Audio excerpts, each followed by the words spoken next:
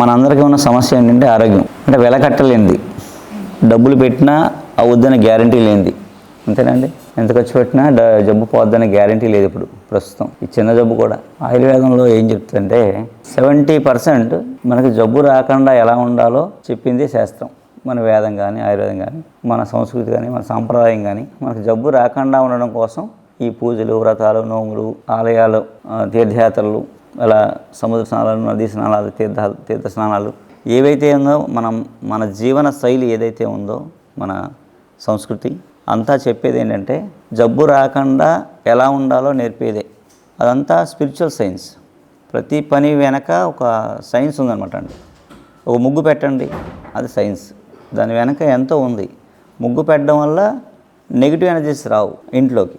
అలా ప్రతిదాని వెనక ఉంటుంది అనమాట అండి. అలా ముగ్గులు బాగా పెడుతున్నారనుకోండి, వాళ్ళకి పెరాలసిస్ రాదు, మెయిన్స్ అని జబ్బులు రావు అనమాట పెట్టే వాళ్ళకి.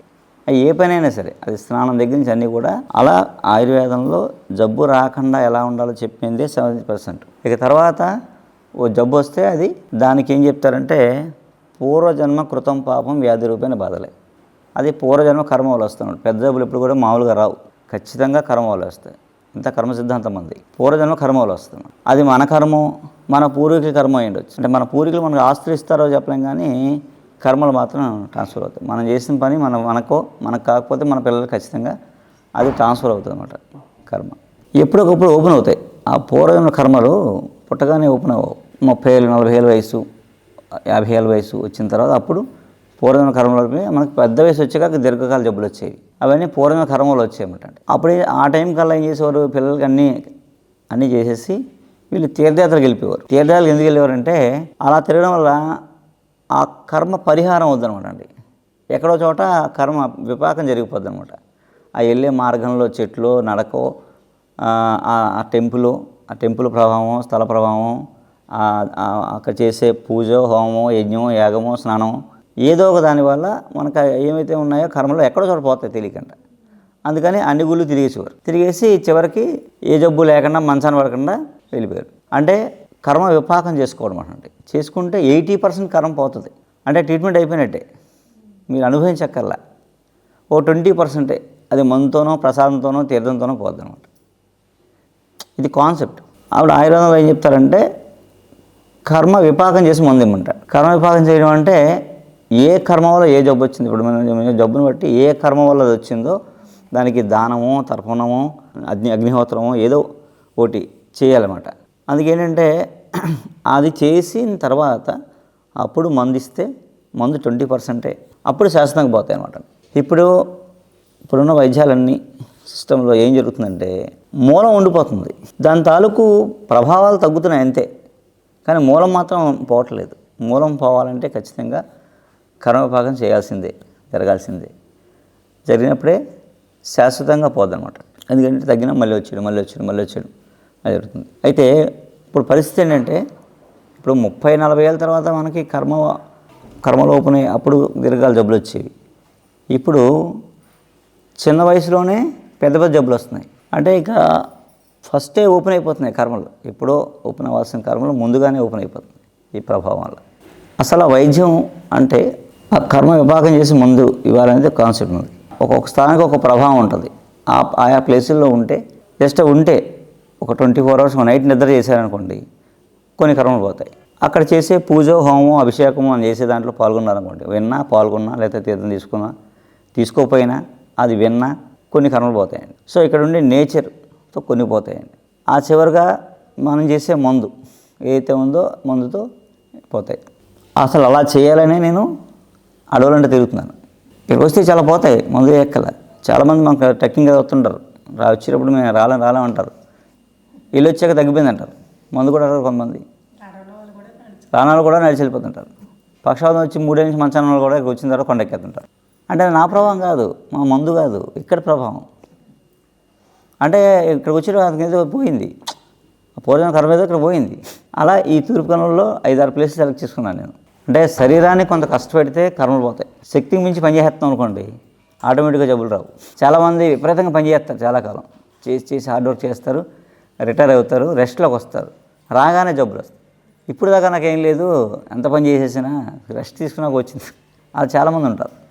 చెప్తారు కర్మలో చాలా ఉంటాయి, సంచిత కర్మ, ప్రారంభ కర్మ ఇలా చెప్తాం కదా. రోజు చేసే పనిలో తెలియచేసే పనులు కూడా మన కర్మలు వస్తాయి. అవన్నీ ఏంటంటే రోజు ఇలా తర్పణం వదిలేమనుకోండి, నది లేకపోతే తులసి మొక్క దగ్గర నీళ్ళు 3 సార్లు వదిలేమనుకోండి, చిన్న చిన్నవన్నీ పోతాయి. 2 ఒక చిన్న అగ్నిహోత్రం పెట్టుకుని 9 సార్లు ఏదో చెప్పి కాల్చి వేసారనుకోండి, ఏ కాగితం మొక్క పొలం మొక్క నీళ్ళలో ముంచి వేసారనుకోండి, 9 సార్లు రోజు వేసారనుకోండి అగ్నిహోత్రం, అది చేయడం వల్ల కూడా మీకు డిసీజ్ బాధల నుంచి బయటపడతామన్నమాట. రాకుండా ఉంటాయి, ఉన్నవి కూడా తొందరగా క్యూర్ అయిపోతాయి. అసలు మామూలుగా ఏంటంటే సంధ్యావందనం చేయడంలో ఇవన్నీ ఉండేవి, నిత్యాగ్నిహోత్రం చేసేవాళ్ళం. అవన్నీ మానేసాం కాబట్టి మనకి ఇంకేం లేదు, టీవీలు చూస్తున్నాం కాబట్టి మనకి ఇంకా కర్మలు తగులుకుంటున్నాయి. అంటే ఎవరియో బాధలని మనం వినేస్తున్నాం, మైండ్ పొల్యూట్ అయిపోతుంది. అది ప్యూరిఫై అవ్వడం కోసమే ఈ ప్రార్థన, ప్రేయరు, ఈ అగ్నిహోత్రం, తర్పణం, సంధ్యావందనం, లేకపోతే సూర్య నమస్కారాలు, ఇలాంటివన్నీ చిన్న చిన్న యాక్టివిటీస్ అని మనకు పార్కులు వాకింగ్ లేవు, మనకేం లేవు. మనకు ఎవరు చెప్పారు వాకింగ్ చేయమని? పూర్వం టైం వేస్ట్ చేసుకుని గంటలు వాకింగ్ చేసాము.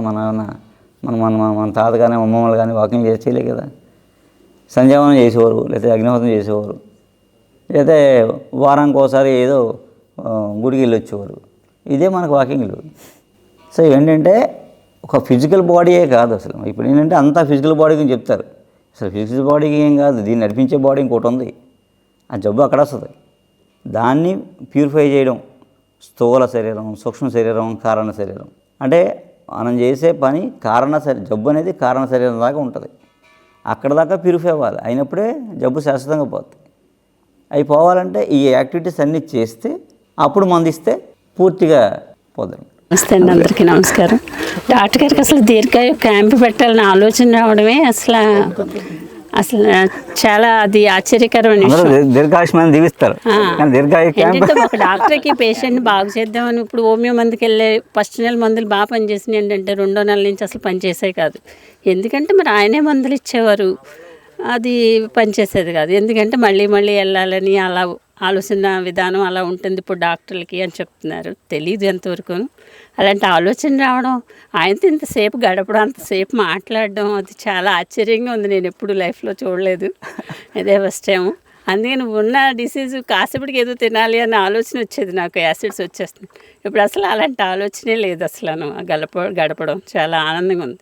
మీరు ఎప్పుడు దీర్ఘాయుషిగా ఉండి ఇలా అన్నీ చేసి ఒక వారం రోజులు ఉండేలాగా అనుమతి ఇవ్వాలి ఎప్పుడన్నా మాకని నేను కోరుకుంటున్నాను. మీరు ఆనందంగా ఉండాలని, మీతో గడపాలని, మీరు ఎప్పుడు దీర్ఘాయుషిగా ఉండాలని కోరుకుంటున్నాను. మేము కోనసీమలో పుట్టి పెరిగిన వాడిని, కొబ్బరి తోటలు కాకపోయినా అంత గ్రీనరీ. వారం పొలం వెళ్తాను నేను. మళ్ళీ అవన్నీ ఆయన గుర్తుకు తీసుకొచ్చారు. అద్భుతం సార్, అది అంతకన్నా మాటల్లో వర్ణించలేదు. అద్భుతం. బాగుందా? నచ్చిందిగా? ఓకే. ఇక్కడ వాతావరణం ఎలా ఉంది సార్? చాలా బాగుంది సార్. 3 రోజులు కాదు కదా సార్, 10 రోజులు ఉన్నా కూడా మేము సెల్ ఫోన్ పక్కన పడేసి ఉండమని. మామూలుగా సెల్ ఫోన్ లేకుండా ఉండలేము సార్. నేను ఆడిటర్ని.